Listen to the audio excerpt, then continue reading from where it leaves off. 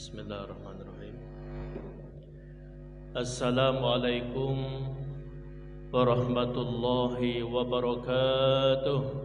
Alhamdulillah, puja dan puji syukur marilah senantiasa kita panjatkan kepada Allah Subhanahu wa taala di subuh yang penuh berkah ini.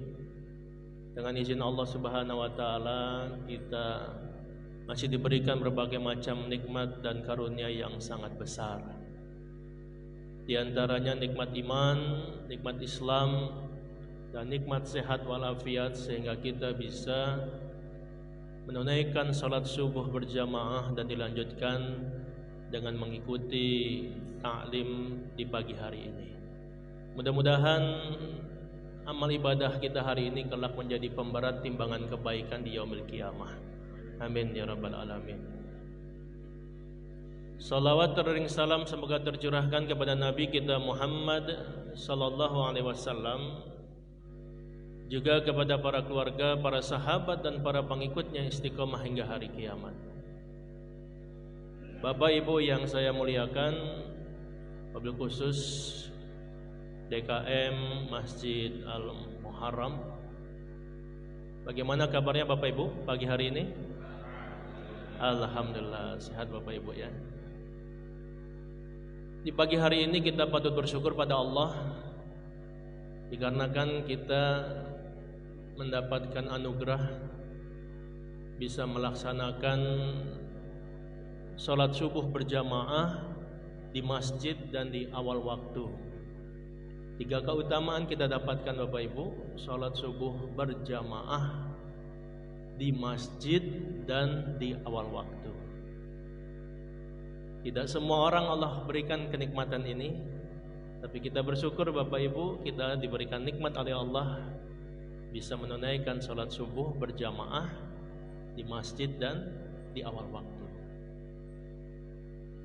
Seandainya mereka tahu, kata Nabi, keutamaan salat subuh berjamaah, pastilah mereka akan memaksakan diri ke masjid walaupun dengan merangkak. Tapi ternyata memang banyak yang tidak tahu.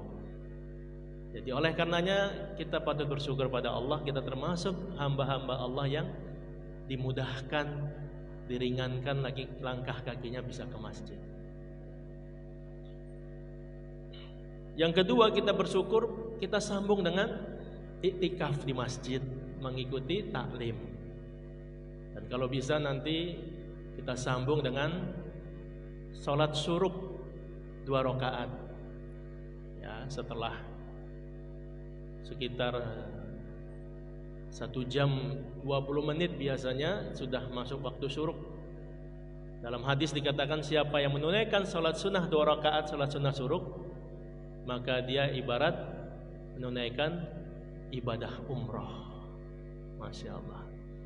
Mudah-mudahan kita bisa menunaikannya Bapak Ibu.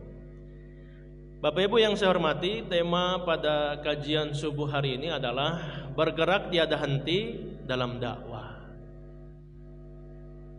Tema ini penting untuk kita pahami bersama, oleh karena memang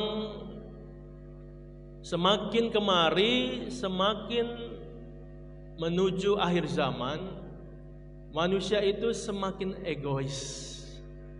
Manusia itu semakin memikirkan dirinya sendiri, tidak lagi mau memperhatikan kondisi sosial, ekonomi, budaya, politik, hukum di sekitarnya. Mereka lebih memikirkan tentang dirinya dan keluarganya saja, nafsi-nafsi Bapak Ibu. Asal bukan saya, asal bukan keluarga saya tidak peduli. Nah, oleh karenanya membahas tentang tema ini menjadi penting karena memang ternyata Al-Islam tidak pernah membolehkan kita untuk berhenti dalam berdakwah. Tidak membolehkan kita tidak peduli terhadap lingkungan. Jadi harus terus bergerak, tiada henti di dalam dakwah hingga ruh keluar dari jasad kita. Ada beberapa dalil Quran Bapak Ibu yang membicarakan tentang perintah untuk terus berdakwah. Yang pertama kita lihat di surat At-Taubah, surat ke-9, ayat ke-105. Allah Subhanahu wa taala berfirman, "A'udzubillahi minasyaitonir rajim. Wa qul i'malu fasyarallahu 'amalakum wa rasuluhu wal mu'minun. Wa saturadduna ila 'alimil ghaibi wasyahadah fayunabbi'ukum bima kuntum ta'malun." Artinya adalah, dan bekerjalah, dan katakanlah bekerjalah kamu, maka Allah dan Rasulnya serta orang-orang mukmin akan melihat pekerjaanmu itu, dan kamu akan dikembalikan kepada Allah yang mengetahui akan yang gaib dan yang nyata, lalu diberitakannya kepada kamu apa yang telah kamu kerjakan. Di dalam ayat ini Bapak Ibu, Allah perintahkan kepada orang beriman untuk senantiasa bekerja, beramal, melakukan aktivitas, tidak pernah berhenti. Maka kemudian nanti biarlah Allah, Rasul dan orang-orang beriman yang menilai pekerjaan kamu. Oleh karena memang kelak kita semua akan dikembalikan kepada Allah yang menguasai, yang mengetahui yang nyata dan yang gaib. Nah, ini adalah dalil pertama, perintah Allah untuk terus bekerja, terus beramal, terus bergerak. Ayat yang kedua kita lihat di surat ketiga, surat Ali Imran ayat 110. Allah Subhanahu wa taala berfirman, "A'udzubillahi minasyaitonir rajim. Kuntum khaira ummah ukhrijat linnas ta'muruna bil ma'ruf wa tanhauna 'anil munkar wa tu'minuna billah. Walau amana ahlul kitabi lakana khairal lahum minhumul mu'minuna wa aktsaruhumul fasiqun." Artinya adalah kamu adalah umat yang terbaik yang dilahirkan untuk manusia, menyuruh kepada yang ma'ruf dan mencegah dari yang mungkar, dan beriman kepada Allah. Sekiranya ahli kitab beriman, tentulah itu lebih baik bagi mereka, dan di antara mereka ada yang beriman dan kebanyakan mereka adalah orang-orang yang fasik. Jadi di sini kita lihat bagaimana Allah memuliakan kita Bapak Ibu dengan istilah kuntum khaira ummah, kamu umat yang terbaik, the best of ummah. Tapi syaratnya adalah ta'muruna bil ma'ruf wa tanhauna 'anil munkar wa tu'minuna billah. Melakukan amar ma'ruf dan nahi mungkar, dan beriman kepada Allah. Jadi ini adalah satu perintah dari Allah Subhanahu wa taala agar kita senantiasa berdakwah. Ayat yang ketiga Bapak Ibu kita lihat di surat Al-Maidah, surat kelima ayat ke-78 dan 79. A'udzubillahi minasyaitonir rajim. Lu'inal ladzina kafaru min bani Israila 'ala lisani Dawud wa Isa ibn Maryam, dzalika bima 'asaw wa kanu ya'tadun. Artinya adalah telah dilaknat orang-orang kafir dari Bani Israel dengan lisan Daud dan Isa putra Maryam, yang demikian disebabkan mereka durhaka dan selalu melampaui batas. Kanu la yatanahawna am munkarin fa'aluh labisa ma kanu ya'malun. Mereka satu sama lain selalu tidak melarang tindakan mungkar yang mereka perbuat. Sesungguhnya amat buruklah apa yang selalu mereka perbuat. Jadi sudah dilaknat Bapak Ibu orang-orang kafir dari Bani Israel melalui lisan siapa? Lisan Nabi Daud dan lisan Nabi Isa alaihissalam. Kenapa mereka dilaknat?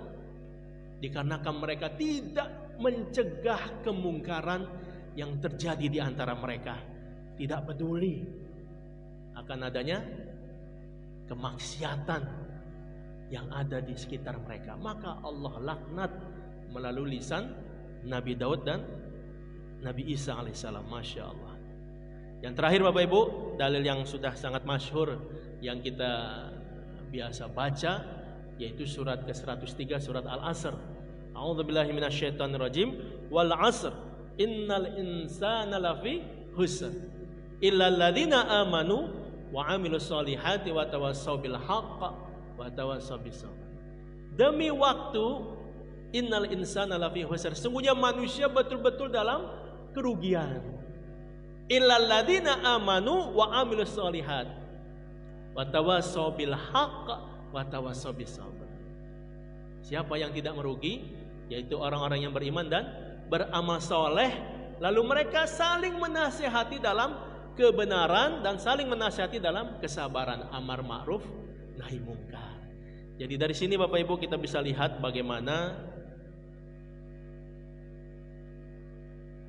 orang-orang beriman itu harus selalu bergerak di dalam amar ma'ruf nahi mungkar. Baik Bapak Ibu, itu sebagai landasan kita dalil Quran. Mari kita tengok landasan hadis. Yang pertama hadis yang diriwayatkan oleh Imam Muslim. Rasulullah SAW bersabda, man ra'a minkum mungkaran fal yughayyirhu biyadihi fa illam yastati' fa bilisanihi fa illam yastati' fa biqalbihi wa dzalika ad'aful iman. Artinya adalah barang siapa di antara kamu yang melihat kemungkaran, maka hendaklah ia mengubahnya dengan tangannya. Maka barang siapa yang tidak mampu mengubah dengan tangannya, hendaklah mengubahnya dengan lisannya. Dan barang siapa yang tidak mampu mengubah dengan lisannya, hendaklah mengubahnya dengan hatinya. Tetapi yang demikian itu adalah selemah-lemahnya iman. Jadi Nabi Muhammad SAW memerintahkan kita ketika kita melihat kemungkaran, baik besar maupun kecil, apalagi besar, maka rubah dengan tangan kita. Tangan di sini bisa bermakna juga kekuasaan. Ya. Jadi ketika kita mendapat amanah, apakah menjadi presiden, menjadi menteri, gubernur, wali kota, bahkan RW, RT, ketua DKM, apapun amanahnya, rubah dengan tangan kita Bapak Ibu. Kekuasaan yang Allah berikan pada kita. Kalau tidak sanggup bagaimana? Pakai lisan atau tulisan. Bikin pengumuman. Atau kita sampaikan secara verbal. Kita himbau, kita ajak. Enggak sanggup juga. Takut, khawatir, kondisi tidak memungkinkan kita memberikan nasihat secara lisan. Babi kolbi, di dalam hati harus ada reaksi penolakan. Tapi kata Nabi, itu selemah-lemah iman. Kalau di hati tidak ada Bapak Ibu, ada orang melakukan maksiat, judi misalnya di pinggir jalan, atau ada yang sedang melakukan perzinahan, bukan pasangannya yang sah, berpegang-pegangan, berpeluk-pelukan. Kita tidak ada sense di jiwa kita, di dada kita. Biarin aja, bukan anak saya, bukan keluarga saya. Iman kita sudah terbang Bapak Ibu. Nah ini pesan dari Nabi. Dan itu selemah-lemah iman. Tapi ya masa kita maunya pakai yang level terendah terus Bapak Ibu. Apalagi kita umat Islam mayoritas. Harusnya yang level tertinggi, yaitu dengan tangan kita, dengan kekuasaan. Ya, itu adalah arahan dari Nabi. Hadis yang kedua Bapak Ibu, ini hadis yang sangat indah sekali. Ya, Rasulullah SAW bersabda yang diriwayatkan Imam Bukhari, perumpamaan orang yang tegak di atas ajaran Allah dan yang meninggalkannya seperti orang-orang yang berdesakan di atas kapal. Sebagian berada di atas dan sebagian yang lain berada di bawah. Orang-orang yang ada di bawah apabila mengambil air harus melewati orang-orang yang ada di atasnya. Maka berkata orang yang di bawah, bagaimana jika kita lubangi saja bagian yang di bawah kita ini? Tidak usah mengganggu yang atas. Jika orang-orang yang di atas membiarkan apa yang mereka inginkan, niscaya tenggelamlah semuanya. Tetapi jika mencegahnya, selamatlah mereka dan selamatlah semuanya. Hadis riwayat Imam Bukhari. Ini perumpamaannya sangat indah dan jelas sekali Bapak Ibu. Ya, perumpamaan amar ma'ruf nahi mungkar itu seperti orang dalam satu kapal kayu, perahu Bapak Ibu. Ya, ada yang di atas, ada yang di bawah. Jadi ada dua tempat duduk. Yang satu di atas, berarti di pinggir ya dekat air lautnya, yang satu di bagian bawahnya. Air minumnya ada di atas Bapak Ibu. Kalau yang di bawah haus, dia harus naik ke atas, melangkah-langkahi kaki, melangkahi orang-orang sampai ke atas. Maka yang di bawah ngomong, daripada repot, daripada langkah-langkahin orang susah, gimana kalau kita lobangin aja tuh perahunya dari bawah, jadi langsung ngambil airnya dari lubang tersebut. Maka kira-kira apa yang terjadi Bapak Ibu? Ya. Yang di bawah ketika melobangi hanya sebesar jari telunjuk kita, yang di atas cuek saja, biarin aja. Itu urusan dia kok, yang penting gak ganggu kita. Ketika yang di atas diam, ketika yang di atas tidak peduli, maka yang tenggelam bukan hanya yang di bawah, tapi yang tenggelam juga yang di atas. Semuanya tenggelam Bapak Ibu. Tetapi ketika yang di atas bilang, mas, jangan mas lobangi, nanti masuk airnya, tenggelam kita semua. Maka yang selamat bukan hanya yang di bawah, tapi yang selamat adalah satu perahu itu Bapak Ibu. Dan itu manfaat amar ma'ruf nahi mungkar. Kalau kita cuek, tidak peduli dengan kemungkaran yang terjadi, yang akan tenggelam bukan hanya yang melakukan. Kita satu negara, satu bangsa tenggelam Bapak Ibu. Dan itu yang terjadi hari ini tampaknya. Ketidakpedulian kita terhadap kemungkaran membuat umat ini, bangsa ini menjadi semakin terpuruk dan terpuruk. Dikarenakan kita tidak mau melakukan amar ma'ruf nahi mungkar. Bapak Ibu yang saya hormati, itu adalah dalil hadisnya sudah sangat jelas bagi kita tentang perintah terus bergerak tiada henti dalam dakwah. Mari kita ambil hikmah Bapak Ibu dari Al-Quran dan hadis tadi. Yang pertama apa Bapak Ibu? Yang pertama adalah sudah menjadi sunatullah bahwa segala sesuatu di alam semesta ini dapat terus terjaga kelestariannya karena adanya pergerakan tiada henti. Jadi Bapak Ibu yang saya hormati, alam semesta ini semuanya bergerak Bapak Ibu, tidak ada yang diam. Matahari berputar di porosnya, bumi berputar di porosnya, bulan juga. Kemudian bulan mengitari bumi, bulan mengitari matahari. Semua yang ada bergerak Bapak Ibu, tidak ada yang diam. Itu sunatullah. Ketika diam, maka siap-siap datang kehancuran. Jadi semuanya bergerak. Cuma ada yang bisa kita lihat, ada yang tidak bisa kita lihat. Tapi intinya semua bergerak. Nudawiluha bainan nas. Allah pergilirkan kehidupan ini, diputarkan Bapak Ibu seperti roda berputar. Ada yang di atas, ada yang di bawah. Terus begitu bergerak dan bergerak dan bergerak. Ya.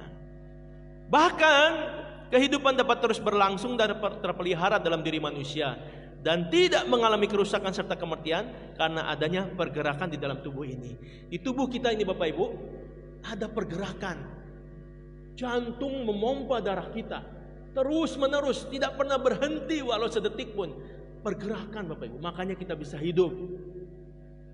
Darah mengalir, yang bersih mengalir setelah masuk jantung, didorong ke seluruh tubuh kita. Masuk lagi yang kotor, dibersihkan lagi di jantung, didorong lagi. Dan itu terus menerus, tidak pernah berhenti. Kalau dia berhenti bagaimana Bapak Ibu? Kalau dia berhenti, mati kita. Jantung berhenti bergerak, berdetak, mati kita. Jadi sudah sunatullah, segala sesuatu itu harus terus bergerak. Dan bergerak tiada henti adalah suatu kewajiban yang harus ada jika ingin bertahan dan terus eksis dalam kehidupan. Jadi kita kalau berhenti Bapak Ibu, tidak mau berinovasi, tidak mau melakukan kreasi, tidak mau bergerak, ini akan menimbulkan kematian dan tidak eksis kita. Pandemi yang terjadi hari ini, kalau kita diam, kalau kita stres, kalau kita tidak bergerak mencari solusi, maka siap-siaplah kita akan tertinggal dan menghadapi kesulitan hidup. Tapi kalau kita mensikapi pandemi ini dengan berpikir positif, yakin pada Allah, terus bergerak mencari solusi dan solusi, insya Allah kita akan bisa keluar dari berbagai masalah dan eksis dalam kehidupan ini. Ini sunatullah Bapak Ibu. Bapak Ibu yang saya hormati, di antara satu kewajiban yang harus terus bergerak dalam Islam adalah bergerak dalam dakwah. Bergerak dalam dakwah adalah bergerak melakukan amar ma'ruf dan nahi mungkar, baik secara individu maupun berjamaah. Jadi bergerak dalam agama ini diperintahkan oleh Allah, yaitu dalam melakukan mengajak kebaikan dan mencegah kemungkaran. Harus terus bergerak Bapak Ibu, tidak boleh berhenti. Dan ini dilakukan oleh setiap individu muslim maupun secara kolektif berjamaah, baik melalui DKM Al-Muharram ini, atau melalui masyarakat RW-nya, atau melalui berbagai paguyuban, itu kita melakukan terus pergerakan amar ma'ruf nahi mungkar. Jangan berhenti Bapak Ibu. Al-Quran memuji dan memberi apresiasi tinggi terhadap orang-orang yang melaksanakan amar ma'ruf dan nahi mungkar, dan mencela orang-orang yang tidak mau melakukan amar ma'ruf nahi mungkar, baik tidak peduli Bapak Ibu. Jadi Al-Quran memuji, maka tadi disebut kuntum khairu ummah, kamu umat yang terbaik kata Allah, kalau ta'muruna bil ma'ruf wa tanhauna 'anil munkar. Jadi dipuji oleh Allah kita umat yang terbaik. Tapi ketika kita tidak melakukan amar ma'ruf nahi mungkar, label umat terbaik copot dari kita Bapak Ibu. Nah, ini yang harus kita pahami. Jadi kuntum khairu ummah itu ada syaratnya, dan syaratnya adalah amar ma'ruf nahi mungkar. Allah mencela orang yang tidak mau melakukan amar ma'ruf nahi mungkar. Bani Israel dilaknat oleh Allah melalui lisan Nabi Daud dan Nabi Isa. Kenapa? Karena mereka melihat kemungkaran, mereka diam saja, cuek, tidak peduli. Maka Allah laknat mereka. Dan itu akan terjadi dengan kita Bapak Ibu, umat Islam. Ketika ada kemungkaran, lalu kita diam, tidak peduli. Allah mencela orang yang tidak mau melakukan amar ma'ruf nahi mungkar. Seorang muslim yang baik dan benar tidaklah cukup melakukan kebaikan untuk dirinya sendiri saja, soleh secara pribadi, tetapi di saat yang sama hendaknya juga memiliki perhatian untuk memperbaiki orang lain. Jadi tidak sempurna Bapak Ibu iman kita kalau hanya kita berpikir tentang perbaikan diri kita saja. Tapi kita harus ada kepedulian terhadap orang-orang yang ada di sekitar kita. Ya. Sebagai kepala rumah tangga, Allah merintahkan di surat At-Tahrim, ya ayyuhalladzina amanu qu anfusakum wa ahlikum naro. Hai orang-orang yang beriman, jagalah dirimu dan keluargamu dari siksa api neraka. Jadi itu bukan diri sendiri Bapak Ibu. Bukan hanya berpikir, oh saya ingin masuk surga sendirian, ingin selamat sendirian, maunya zikir sendirian, tidak peduli dengan anak-anak kita, pasangan hidup kita, tetangga kita. Tidak, Allah justru perintahkan, jagalah dirimu dan keluargamu. Lakukanlah amar ma'ruf nahi mungkar. Ya, jadi jangan sekedar soleh secara pribadi, tapi asli nafsaka wad'u ghairuka. Perbaiki diri pribadi, seru kepada orang-orang yang ada di sekitar kita. Oleh karenanya Bapak Ibu, apabila ada kemungkaran yang terjadi pada suatu masyarakat muslim, maka itu hanyalah disebabkan oleh kelengahan masyarakat muslim itu sendiri, atau karena kelemahan dan terpecahnya hubungan antara umat Islam itu sendiri. Jadi itu Bapak Ibu, ternyata ya, kalau ada kemungkaran di sekitar kita, kemungkarannya semakin menjadi-jadi, itu berarti umat Islamnya lengah di sana. Karena tidak peduli, atau umat Islamnya sedang terpecah belah, porak-poranda, tidak bersatu, ada kemungkaran pro kontra, debat terus, diskusi terus, nggak putus-putus. Akhirnya kemungkaran semakin besar, kebenaran semakin tertekan. Ya, jadi peran umat Islam terhadap kemungkaran itu sangat besar sekali. Kemungkaran dalam bentuk apapun adalah tak ubahnya buronan dalam lingkungan yang islami, seperti penjahat yang akan divonis hukuman mati. Oleh sebab itu, seorang muslim dituntut untuk memerangi dan memburu kemungkaran tersebut. Ya, jadi ya, kemungkaran itu Bapak Ibu, itu ibarat buronan, penjahat ya. Harus dikejar, harus ditangkap, harus diminimalisir, bahkan dihilangkan. Jangan dibiarkan. Sekali membiarkan kejahatan, sekali membiarkan kemaksiatan, dia akan semakin bertambah besar dan akan semakin berkembang. Maka jadikanlah kemungkaran itu seperti buronan yang akan kita tangkap Bapak Ibu. Bapak Ibu yang saya hormati, bergerak dalam dakwah akan semakin efektif dan membuahkan hasil besar serta optimal bila dilakukan secara berjamaah atau institusi. Oleh karena dengan berjamaah maka segala potensi setiap muslim dapat dihimpun dan digabungkan sesuai dengan kemampuan yang maksimal yang dimiliki. Dan jangan jadi penonton, apalagi hanya sebagai komentator. Jadi Bapak Ibu, amar ma'ruf nahi mungkar ini akan semakin besar efeknya, akan semakin kuat dampaknya ketika kita berjamaah. Ya. Dengan kita berjamaah melalui satu lembaga, melalui satu organisasi, bahkan satu kekuatan sosial politik yang besar, maka kita bisa melakukan perubahan yang luar biasa dahsyatnya Bapak Ibu. Dan kita harus ambil peran. Jangan jadi penonton saja Bapak Ibu. Udah, saya sudah tua, saya tidak perlu lagi ikut. Tidak ada Bapak Ibu. Sudah, saya nggak punya ilmunya. Saya bukan ustadz, saya bukan kiai, saya bukan ulama. Itu kerjaan ustadz, kiai. Saya diam saja. Nggak boleh Bapak Ibu. Apalagi jadi komentator, komentarin terus. Ini gimana nih lembaga Islam? Ini gimana nih Pak Ustadz? Ini gimana Pak Kiai? Ini gimana? Komentar. Dia nggak bekerja. Dia tidak kontribusi. Nauzubillah min zalik. Bukannya justru mensupport, malah menusuk dari belakang. Dan itu yang tampaknya banyak hari ini Bapak Ibu. Sehingga akhirnya centang perenang, pecah belah kita. Bapak Ibu yang saya hormati, bergerak dan berbuatlah dalam dakwah sesuai dengan kemampuan maksimal yang kita miliki, dan jangan jadi penonton sebagaimana tadi. Sesuai dengan kontribusi kita Bapak Ibu, apa yang bisa kita berikan, kita berikan. Tidak perlu kita paksakan diri. Kalau kita memang tidak sanggup di podium, jangan di podium. Kalau kita tidak sanggup dengan harta, jangan dengan harta. Kalau kita tidak sanggup dengan tenaga, jangan tenaga. Tapi harus ada kontribusi. Apapun, sekecil apapun, itulah bentuk kontribusi kita.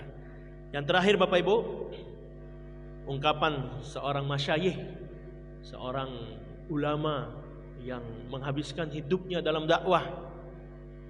Dia berkata, memang seperti itulah dakwah.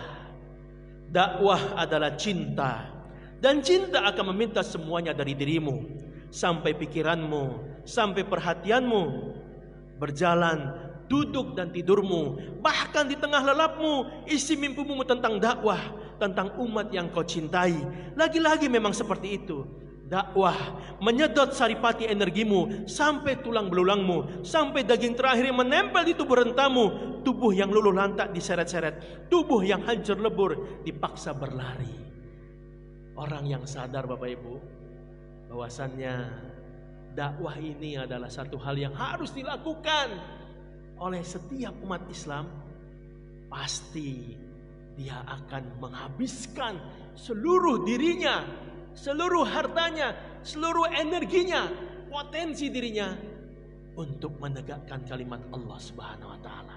Dan itu dicontohkan oleh Nabi kita Muhammad sallallahu alaihi wasallam. Semua yang dia punya, semua yang dia miliki, dia berikan untuk Allah, untuk dakwah ini. Kalau tidak begitu, dakwah ini tidak sampai ke kita Bapak Ibu. Kita tidak memeluk Islam kalau tidak ada para juru dakwah yang begitu kuat semangatnya melakukan amar ma'ruf nahi mungkar. Mudah-mudahan Bapak Ibu, dari tema dan kajian subuh kita hari ini memberikan pencerahan dan semangat bagi kita untuk berkontribusi dalam dakwah dengan segala kemampuan yang kita miliki, agar Islam menjadi tegak di muka bumi ini. Wallahu a'lam bishawab. Terima kasih. Wabillahi taufiq wal hidayah. Assalamualaikum warahmatullahi wabarakatuh.